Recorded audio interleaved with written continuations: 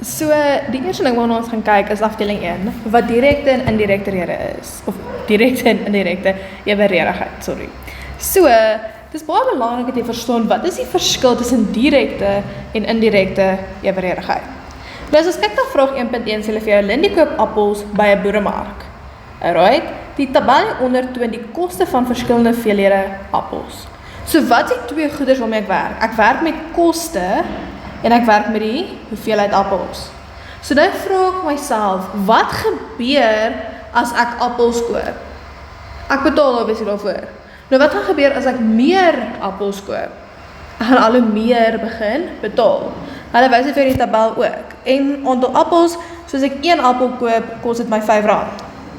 As ek 2 appels koop, kos dit my R10. As ek 3 appels koop, kos dit my R15.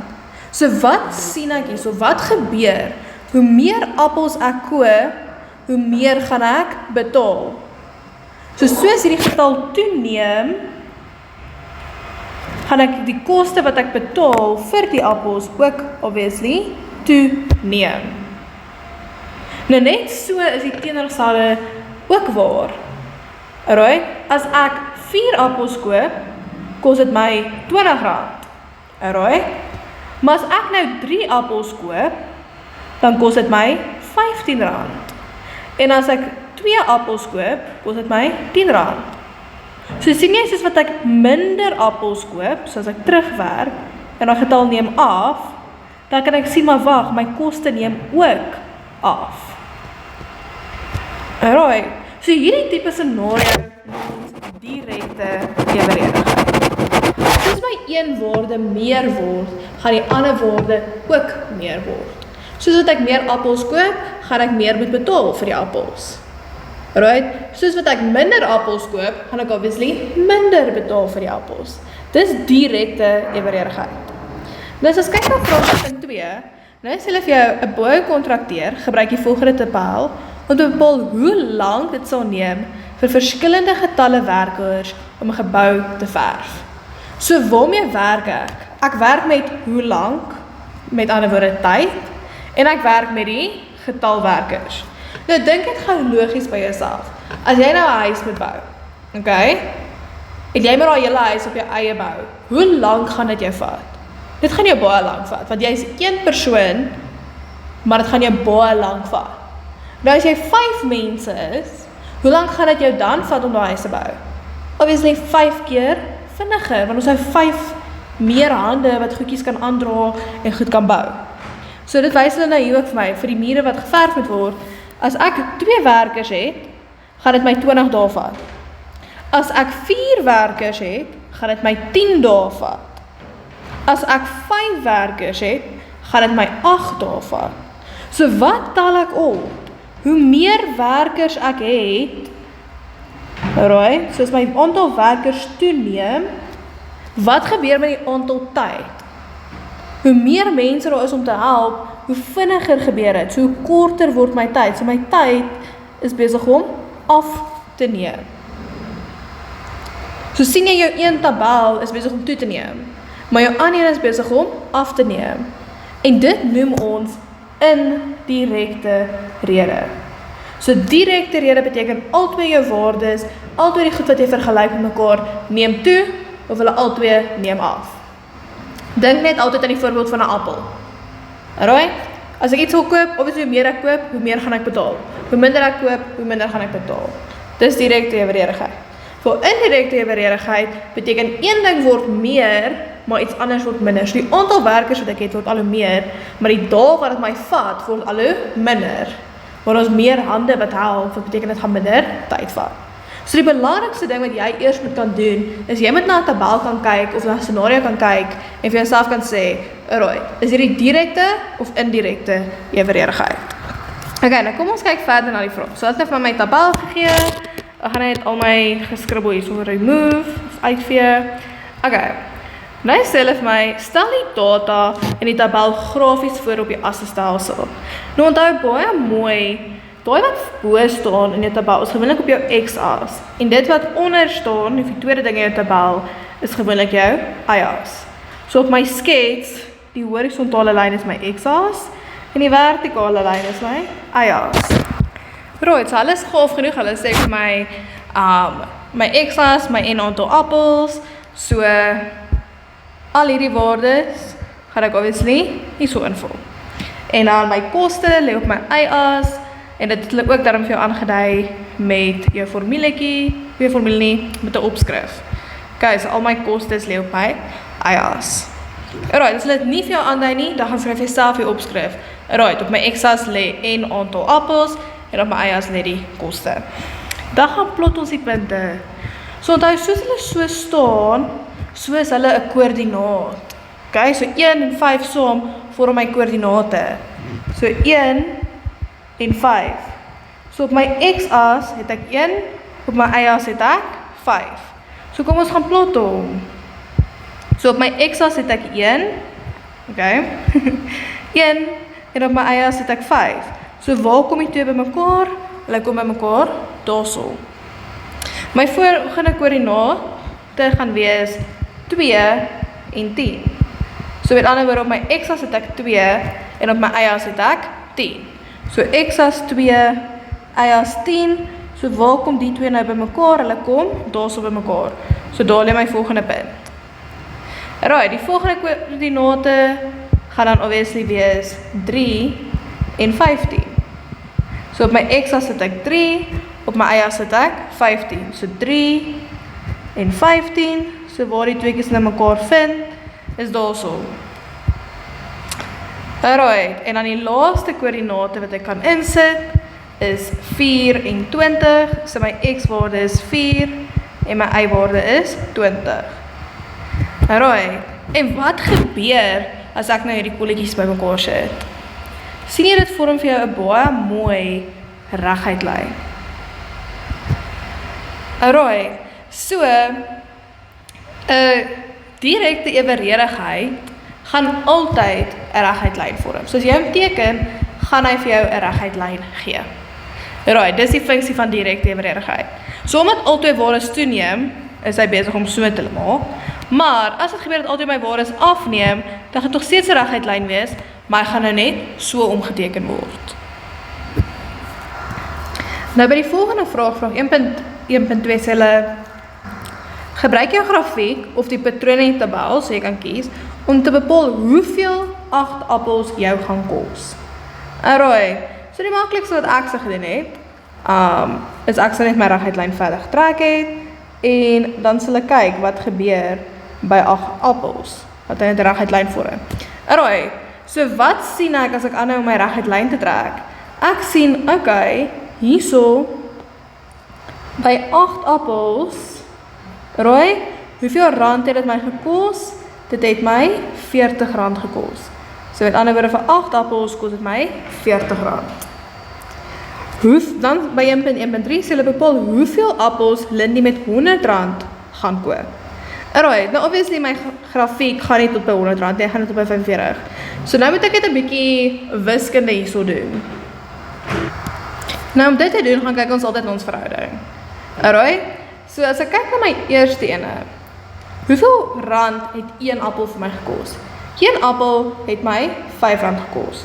So 1 appel kos my R5. Nou wil ek weet, alright, kom ons gaan net eers na 1.1.2 toe. Alright, net om vir jou te wys hoe kon nie by R40 ook uitgekom het. So hulle sê vir jou, gebruik jy grafiek bla bla bla, of die patroon om te bepaal hoeveel 8 appels sal kos. Nou, ek weet 1 appel kos R5. Nou wil ek weet hoeveel gaan 8 appels my kos. So ek sit dit in my verhouding in. Alright, en onthou, as ek nou wil weet hoeveel dit my gaan kos het, gaan hierdie 'n deel of 'n maalsom wees. Okay, so jy gaan eers opwaarts deel, so jy gaan eers sê wat is 8 gedeel deur 1, en dan maal jy kant toe. So met ander woorde, ek gaan sê wat is 8 gedeel deur 1, maal 5, en dit gee dan vir my R40. Alright, nou net so by 1.1.3, gebruik ek weer my verhouding. Wat is my verhouding? 1 appel kos R5. Nou wil ek weet, hoeveel appels kan ek koop vir R100? Nou onthou, om jou onbekende te bereken, werk jy altyd eerste boontoe, so ek gaan eers deel, en dan gaan ek maal. So dit gaan wees 100 gedeel deur 5, maal met 1, en dit gee dan vir my hoeveel appels? Dit gaan vir my gee 20 appels. Okay, so daar is baie verskillende maniere wat jy dit kan uitwerk, maar om 'n verhouding te gebruik is dalk soms die maklikste. So vir R100 gaan ek 20 appels gaan kry. Nou vra hulle vir jou, is hierdie 'n direkte of 'n indirekte eweredigheid? Nou ons het klaar gesê, dit is 'n direkte eweredigheid. Hoekom het ons gesê dis 'n direkte eweredigheid? Nou daar is twee goed wat jy kan sê. Eerstens wat jy kan sê, is my grafiek is 'n reguit lyn. Okay? Die feit dat jou grafiek 'n reguit lyn is, sê vir jou, alright great, jy is besig met eweredigheid. Maar, alright, dis nie altyd genoeg nie. So wat is die tweede rede hoekom hierdie eweredig is? Want, soos wat my aantal appels toeneem, neem die koste ook toe. So enigiets in lyn van waar ek kan sien, jy verstaan, soos die een woorde toeneem, neem die ander woorde ook toe. Alright, so as jy 'n vraag gee van die rede, beide hierdie redes sal werk. Okay, so dit is nou alles direkte eweredigheid. Nou kom ons kyk na 1.2.1, ons sê dit is indirekte eweredigheid. Alright, so hulle sê nou, stel die data tabel grafies voor op die asstelsel. So eers wat ek weer gaan moet doen, is ek met my punte gaan plot. Okay, so ons begin met ons eerste punt. My eerste punt is 2,20. Met ander woorde, my x-waarde is 2 en my y-waarde is 20. So by 2 en by 20, waar ontmoet hulle? Hulle ontmoet mekaar daarso. Dan my volgende waarde is 4 en 10. So op my x-as is my waarde 4 en op my y-as is hy 10. So waar ontmoet hulle mekaar? Daar gaan hulle mekaar ontmoet. Okay, die volgende waarde wat ek het is 5 en 8. So my x-waarde is 5, my y-waarde is 8. So 5 lê obviously tussen 5 en 6 en 8, so hy gaan daar iewers lê.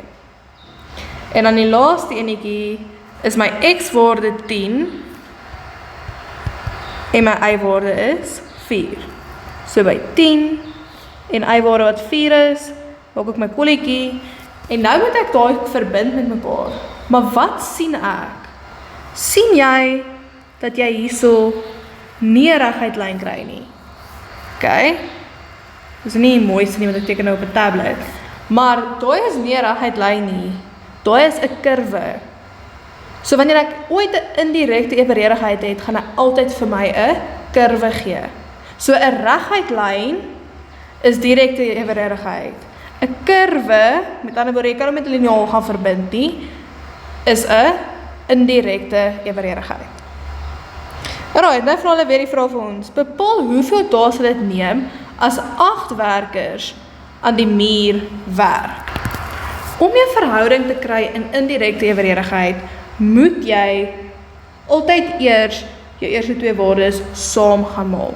So onthou my eerste verhouding is hierdie 22. So om my verhouding te kry, dit wat my konstant is, vir die heeltyd dieselfde bly, moet ek basically daai twee waardes, my n, in hierdie geval my n-waarde en my t-waarde, moet ek met mekaar gaan maal. So ek moet gaan sê, okay, wat is 2 maal 20? Dit gee vir my 40. So alles wat ek doen, moet terugkom by 40. Okay, so dit is nie soos hierdie ene wat jy net 'n gewone verhouding het en jy kan net deel of maal nie. Hierso moet jy eers jou konstante kry deur te sê, alright, wat is 2 maal 20? 40. Okay, nou dat ek weet my konstante is 40, as ek nou wil weet hoe lank dit my gaan neem, dan gaan ek nou die 8 gaan deel met die 40. En dan sien ek, okay, 40 gedeel deur 8 gee vir my 5. Met ander woorde, dit gaan my 5 dae vat as ek 8 werkers het. En as ek kyk op my kurwe, sal jy sien min of meer, dit maak sin, dit lê hierso by 5. Alright, so onthou net met 'n indirekte rede moet jy eers jou eerste twee waarde saammaal om jou konstante te kry en dan kan jy net gaan deel. Okay, so bepaal hoeveel werkers word benodig om die muur in 2 dae te voltooi. Selfde ding, wat is my konstante? Ek het dit gekry deur in die begin te sê my eerste twee waardes moet mekaar, wat vir my 20 gee. Maar sien jy ook, maak eens ook wat sê jy gebruik hier. 4 x 10 gee vir my 40. 5 x 8 gee vir my 40. 10 x 4 gee vir my 40. So kom ons sê jou konstante is die heeltyd 40. Alright, dus kom ons met 40 werk. So as ek nou wil weet, hoeveel mense het ek nodig om in 2 dae die muur te voltooi, gaan ek met sê 40 gedeel deur 2, wat beteken dit gaan my 20 mense vat. En dan die laaste vraag is hierdie direkte of indirekte eweredigheid. Dis obviously indirekte eweredigheid. My rede is, eerstens, okay, dit maak 'n kurwe, my grafiek is 'n kurwe, en dan die tweede ene kan jy sê, soos jou aantal werkers toeneem, okay, so die aantal werkers neem toe, okay, soos die aantal werkers toeneem, gaan die aantal dae afneem. Alright, so het gaan oor die een ding is besig om toe te neem, en die ander een is besig om af te neem. Okay, so by direkte en indirekte eweredigheid, maak dit seker, jy kan eerstens die verskil sien, jy moet weet om te kan skets, om jou vragies te beantwoord, en dan jou antwoord te kry. Alright, ek wil net vir jou gewys het hierso ook, by direkte eweredigheid, as jy jou konstante wil kry, dan moet jy die heeltyd jou onderste waarde deel met jou boorste waarde. Met ander woorde, 5 gedeel deur 1 gee vir my 5. 10 gedeel deur 2 gee vir my 5. 15 gedeel deur 3 gee vir my 5. 20 gedeel deur 4 gee vir my 5. So as ek 'n deel deur som moet doen, dan kry ek dit, of andersins maal ek. So hier deel ek, en daar maal ek. Alright, ek dink dit is alles wat ek het om te sê oor eweredigheid.